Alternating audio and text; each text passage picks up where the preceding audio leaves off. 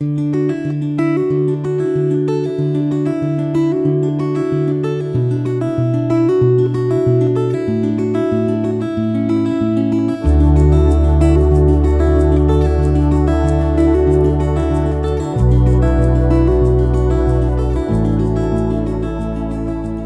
reading begins in Exodus, chapter 19, starting in verse 16.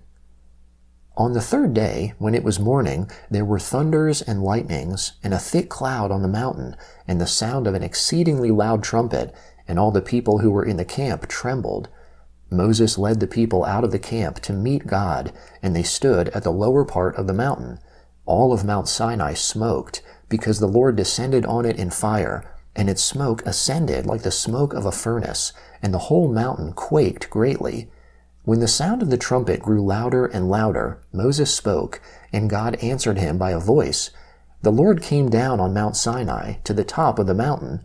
The Lord called Moses to the top of the mountain, and Moses went up. The Lord said to Moses, "Go down, warn the people, lest they break through to the Lord to gaze, and many of them perish. Let the priests also, who come near to the Lord, sanctify themselves, lest the Lord break out on them." Moses said to the Lord, "The people can't come up to Mount Sinai, for you warned us, saying, 'Set bounds around the mountain, and sanctify it.'" The Lord said to him, "Go down, you shall bring Aaron up with you, but don't let the priests and the people break through to come up to the Lord, lest he break out against them." So Moses went down to the people and told them. God spoke all these words, saying, "I am the Lord your God, who brought you out of the land of Egypt, out of the house of bondage. You shall have no other gods before me. You shall not make for yourselves an idol, nor any image of anything that is in the heavens above, or that is in the earth beneath, or that is in the water under the earth. You shall not bow yourself down to them, nor serve them, for I, the Lord your God, am a jealous God, visiting the iniquity of the fathers on the children, on the third and on the fourth generation of those who hate me, and showing loving kindness to thousands of those who love me and keep my commandments. You shall not misuse the name of the Lord your God, for the Lord will not hold him guiltless who misuses his name. Remember the Sabbath day, to keep it holy. You shall labor 6 days, and do all your work, but the seventh day is a Sabbath to the Lord your God. You shall not do any work in it, you, nor your son, nor your daughter, your male servant, nor your female servant, nor your livestock, nor your stranger who is within your gates. For in 6 days the Lord made heaven and earth, the sea and all that is in them, and rested the seventh day. Therefore the Lord blessed the Sabbath day, and made it holy. Honor your father and your mother, that your days may be long in the land which the Lord your God gives you. You shall not murder. You shall not commit adultery. You shall not steal. You shall not give false testimony against your neighbor. You shall not covet your neighbor's house. You shall not covet your neighbor's wife, nor his male servant, nor his female servant, nor his ox, nor his donkey, nor anything that is your neighbor's.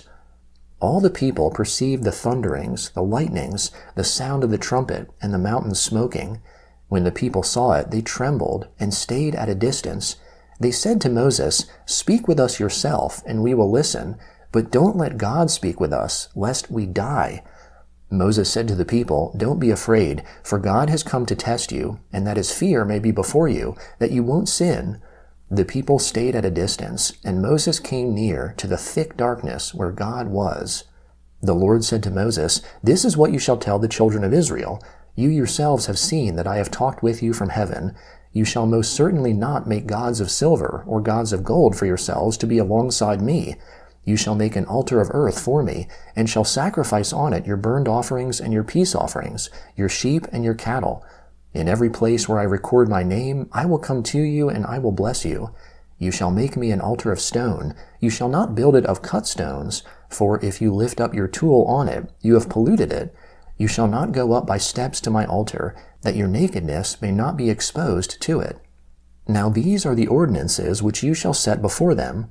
If you buy a Hebrew servant, he shall serve 6 years, and in the 7th he shall go out free without paying anything. If he comes in by himself, he shall go out by himself. If he is married, then his wife shall go out with him. If his master gives him a wife, and she bears him sons or daughters, the wife and her children shall be her master's, and he shall go out by himself. But if the servant shall plainly say, I love my master, my wife, and my children, I will not go out free, Then his master shall bring him to God, and shall bring him to the door or to the doorpost, and his master shall bore his ear through with an awl, and he shall serve him forever.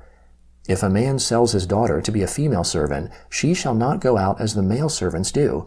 If she doesn't please her master, who has married her to himself, then he shall let her be redeemed. He shall have no right to sell her to a foreign people, since he has dealt deceitfully with her. If he marries her to his son, he shall deal with her as a daughter. If he takes another wife to himself, he shall not diminish her food, her clothing, and her marital rights. If he doesn't do these 3 things for her, she may go free without paying any money. One who strikes a man so that he dies shall surely be put to death, but not if it is unintentional, but God allows it to happen. Then I will appoint you a place where he shall flee. If a man schemes and comes presumptuously on his neighbor to kill him, you shall take him from my altar, that he may die. Anyone who attacks his father or his mother shall be surely put to death. Anyone who kidnaps someone and sells him, or if he is found in his hand, he shall surely be put to death. Anyone who curses his father or his mother shall surely be put to death. If men quarrel, and one strikes the other with a stone, or with his fist, and he doesn't die, but is confined to bed, if he rises again and walks around with his staff, then he who struck him shall be cleared, only he shall pay for the loss of his time, and shall provide for his healing until he is thoroughly healed. If a man strikes his servant or his maid with a rod, and he dies under his hand, the man shall surely be punished. Notwithstanding, if his servant gets up after a day or 2, he shall not be punished, for the servant is his property. The Gospel of Matthew, chapter 23, beginning in verse 13. Woe to you, scribes and Pharisees, hypocrites! For you devour widows' houses, and as a pretense you make long prayers. Therefore you will receive greater condemnation. But woe to you, scribes and Pharisees, hypocrites! Because you shut up the kingdom of heaven against men, for you don't enter in yourselves, neither do you allow those who are entering in to enter. Woe to you, scribes and Pharisees, hypocrites! For you travel around by sea and land to make one proselyte, and when he becomes one, you make him twice as much a son of Gehenna as yourselves. Woe to you, you blind guides, who say, whoever swears by the temple, it is nothing, but whoever swears by the gold of the temple, he is obligated. You blind fools, for which is greater, the gold or the temple that sanctifies the gold? And whoever swears by the altar, it is nothing, but whoever swears by the gift that is on it, he is obligated. You blind fools, for which is greater, the gift or the altar that sanctifies the gift?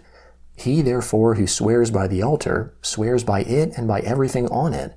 He who swears by the temple, swears by it and by him who has been living in it. He who swears by heaven, swears by the throne of God, and by him who sits on it. Woe to you, scribes and Pharisees, hypocrites! For you tithe mint, dill, and cumin, and have left undone the weightier matters of the law, justice, mercy, and faith.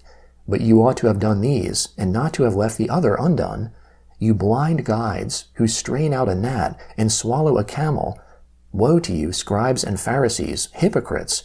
For you clean the outside of the cup and of the platter, but within they are full of extortion and unrighteousness. You blind Pharisee, first clean the inside of the cup and of the platter, that its outside may become clean also.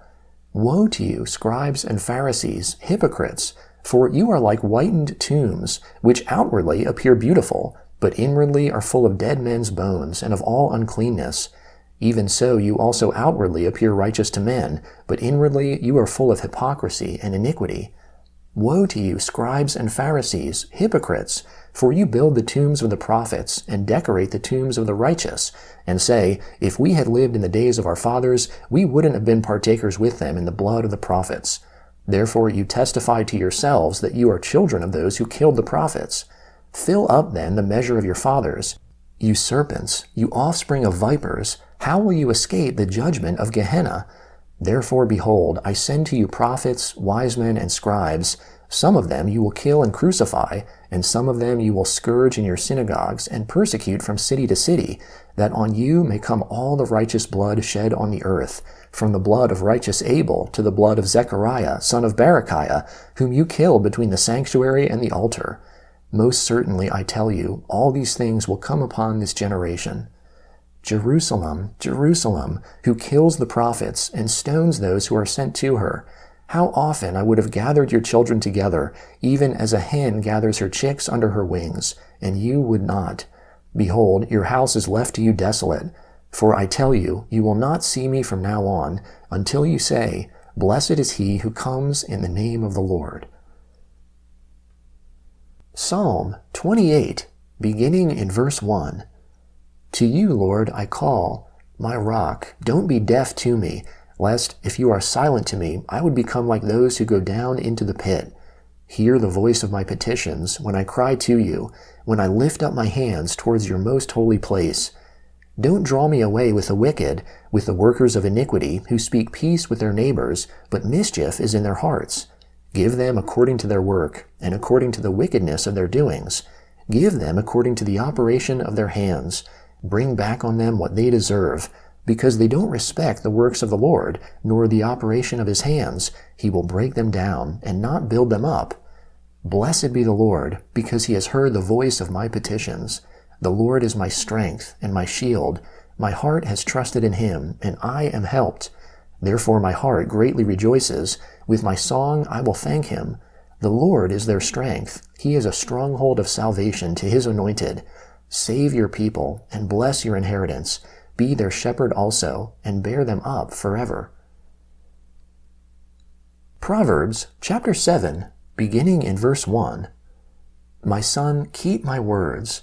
Lay up my commandments within you. Keep my commandments and live. Guard my teaching as the apple of your eye. Bind them on your fingers. Write them on the tablet of your heart. Tell wisdom, you are my sister.